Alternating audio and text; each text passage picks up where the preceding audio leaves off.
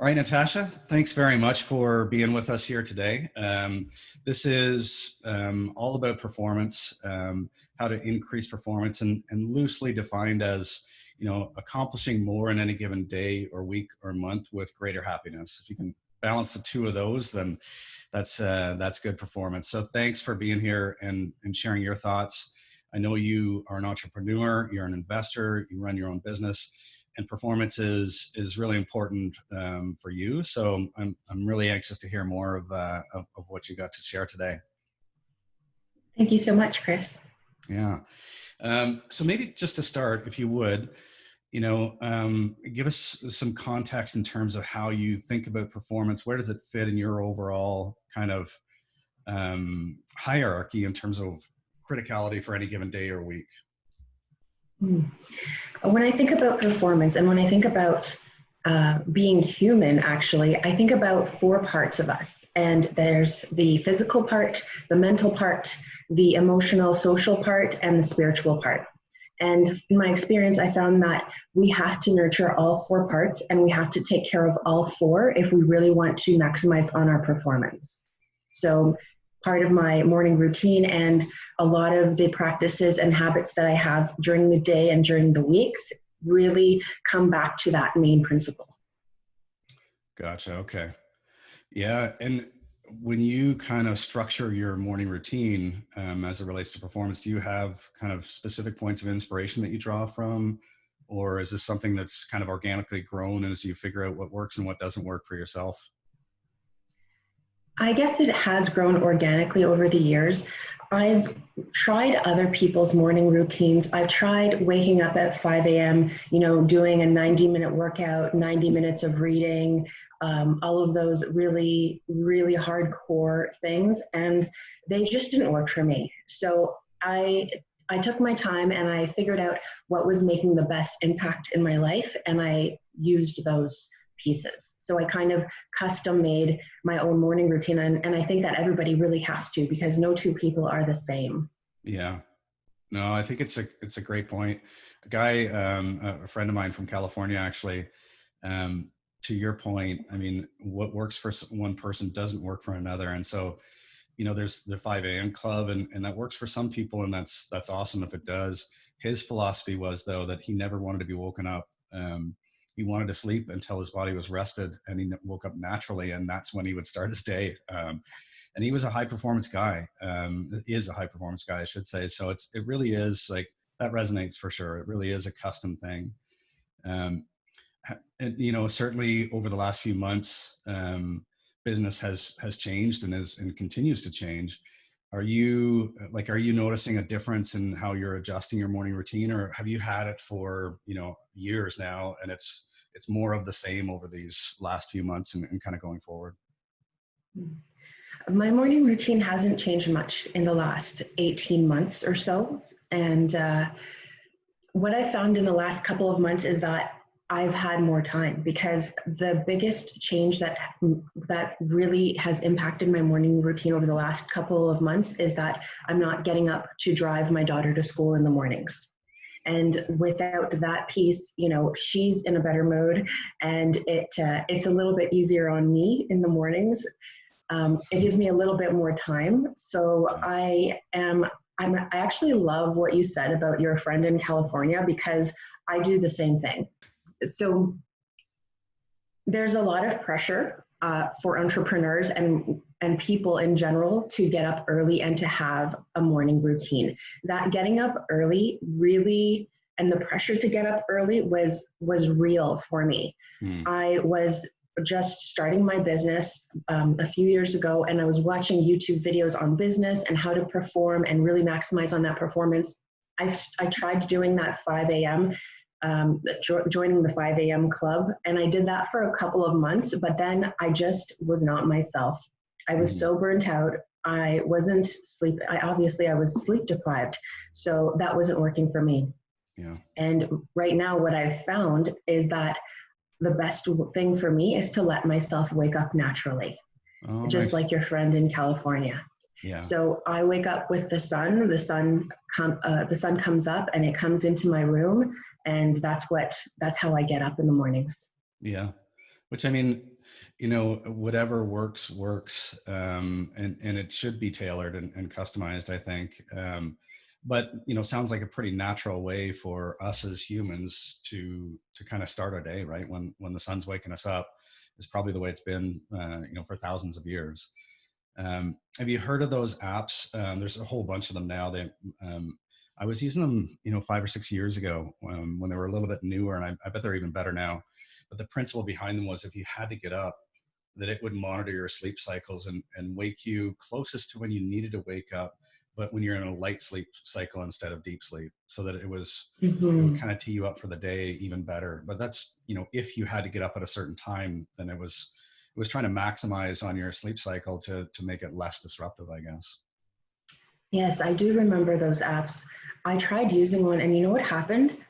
I ended up not getting a good sleep because I was so conscious of the fact that it was there. Yeah. And if I move around, it's going to catch that. And so Right. I was trying really hard not to move, and it just messed me up. So it was Yeah. just a mental thing. I couldn't get over it. Yeah. Yeah.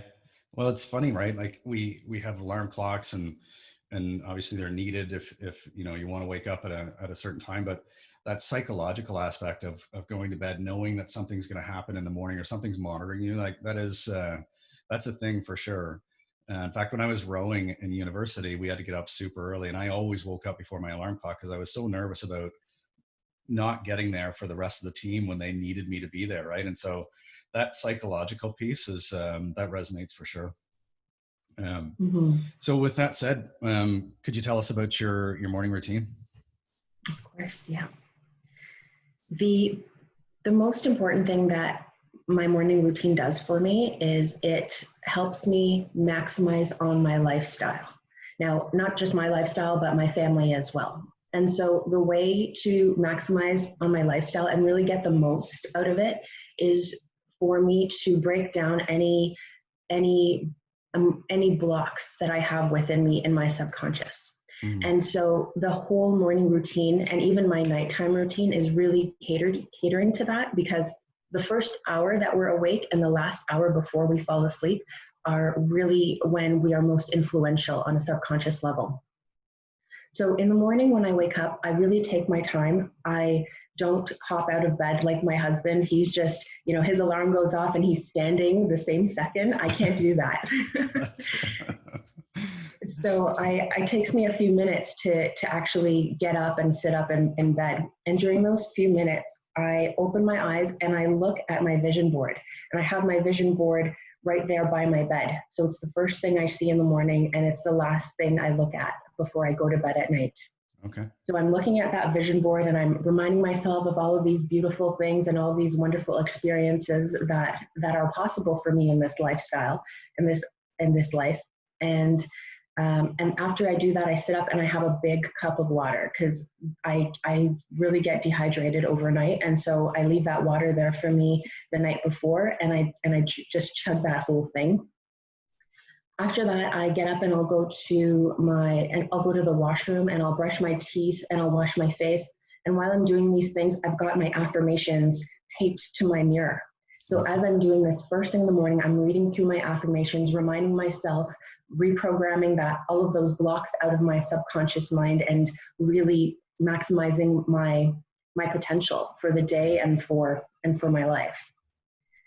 After that, I go back and I do some stretching. I don't do a full workout in the mornings. My workouts are best later in the afternoon or even in the evenings for me. But Okay. I definitely want a good stretch in the mornings. So I like to do yoga. I do a couple of vinyasa flows, and that really stretches out my whole body. And probably the best part of my morning routine is my standing call with one of my best friends. She and I have been doing this for the last year and a half. And Hmm. every morning we get on a Skype call together before we even start our work for the day. And it's about a half-hour Skype call, and it is so valuable because we know each other very well, and we can really read each other and help each other when it comes to limiting beliefs that are coming up. So at the beginning of the conversation, we catch up and we talk about things that have come up, and And we very intuitively can pinpoint why these things are coming up and why it's triggering us. Mm. We can't do it to ourselves, but we can do it to each other. So that's what makes it so valuable. And so with that knowledge, we move on to do our meditation. And we'll meditate for about 10 to 15 minutes. And after that, we'll do a wrap up with a good intention for the day. Mm. So this is such a valuable practice for us. We've been doing it for so long, and even when we aren't available to do it together in person or over Skype one day, we try to do it on our own. And we've found that it's much harder to do on our own. Right. Because in order to get to a mental state where that meditation is really going to be fully effective, I have to do things like what people call morning pages. And it's really just a brain dump onto paper. And it's just a stream of consciousness writing to get everything, all of my worries, all of my thoughts out. So then I can have a clear head to do that meditation. And go ahead. So these morning meetings are really kind of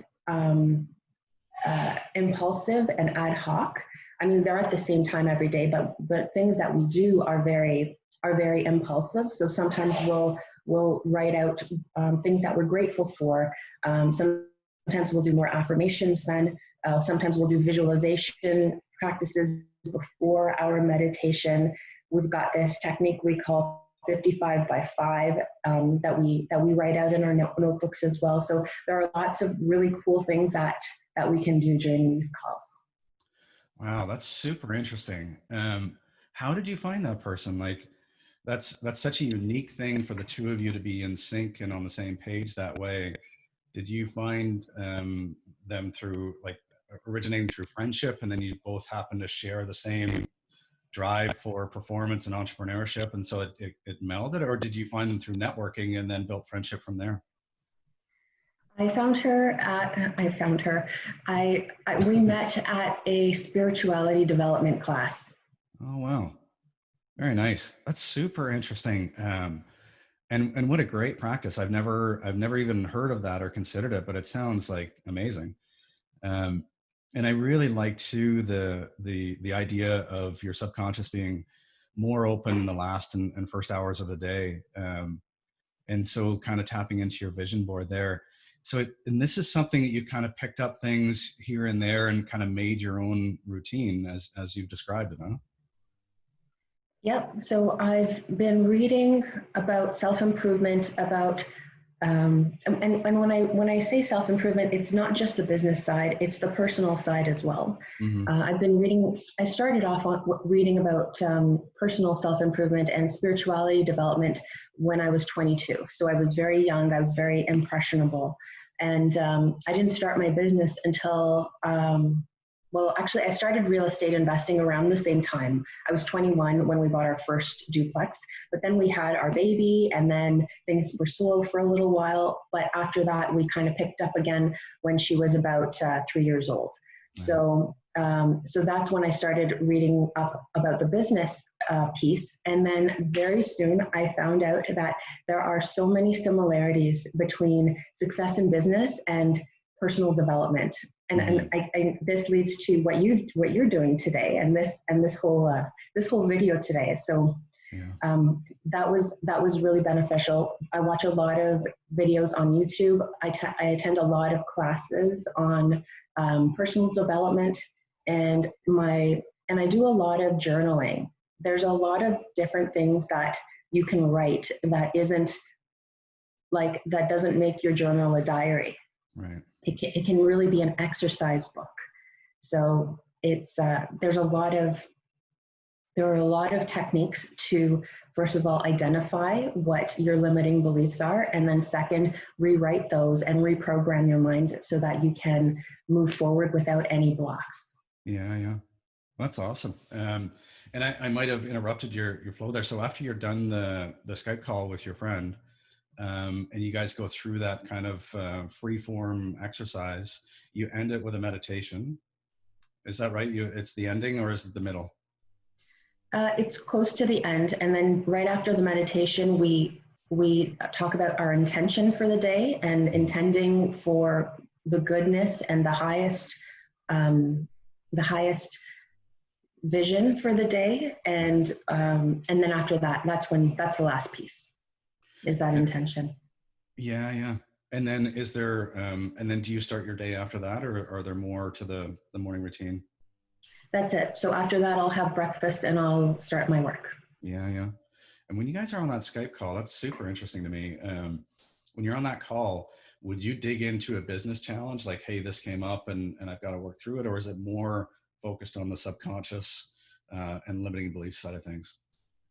We do talk about business a little bit, and what we've done in the past is we've scheduled other Skype calls just to talk about business. So we'll do our morning routine and we'll do our meditation, and then maybe sometimes immediately after that we'll do some kind of exercise, or we'll book another time. And we'll at one time we so my friend, she's an actress. She has a podcast online. She used to be a host for a game show. And so she has a lot of awesome projects on the go. And one time what we did was we took an hour and we broke it down, and we figured out, I helped her kind of think objectively and come up with exactly what she wants to move forward with and what she may want to put on the back burner. So, Wow. so that was the business call.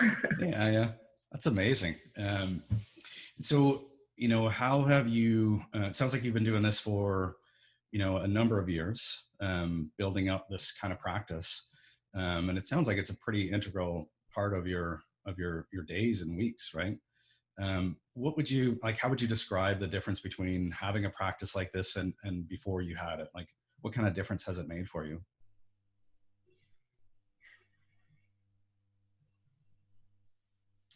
I think I'm a lot happier. Mm, That's definitely the biggest, because naturally I'm what some people call an empath. I'm overly empathetic, which means I can feel and pick up on people's emotions a lot.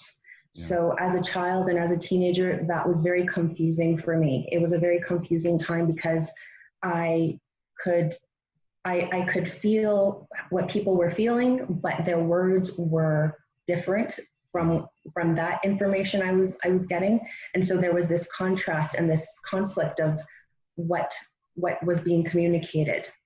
But once I was able to learn how to manage that and use it to my advantage, just this whole world opened up to me, where I was able to understand myself and understand other people, and that brings a lot of peace to me. yeah, yeah. That's amazing. Well, that's incredible. I mean, I have more questions, but thank you so much for sharing that insight in terms of your practice. There's some really unique things there that I think are super interesting, and I'll probably ask you more about this over the next coming weeks and months. But thank you very much for taking the time to share this. I think the people listening and watching will love the information that you've shared. Thank you so much for having me, Chris. I love talking about this stuff.